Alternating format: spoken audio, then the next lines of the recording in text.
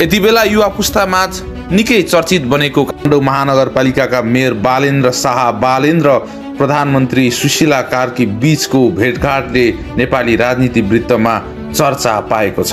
काठमाडौँ महानगरपालिकाका मेयर बालेन्द्र शाहले प्रधानमन्त्री सुशीला कार्कीसँग भेट गरेका छन्।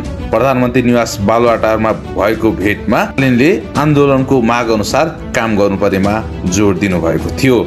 आन्दोलनले उठाएका विषयमा छलफल भएको कुरा बालेनका तोकीय सचिव आरबीएनले जानकारी दिनुभयो। कामको विषयमा भन्दा पनि अनौपचारिक जस्तो भेटघाट भएको कुरा निकट स्रोतले हामीलाई बताउनु भएको छ भने जवाफमा प्रधानमन्त्रीले जेनजीको मागमा आफू प्रतिबद्ध रहेको बताउनु भएको छ। उनले निर्वाचन र सुशासनलाई आफूले केन्द्रमा राखेको बताउनु भएको छ।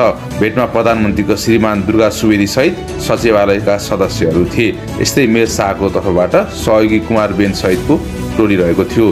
भेटघाट करिब 30 मिनट भएको निकट स्रोतले हामीलाई बताउनु भएको छ।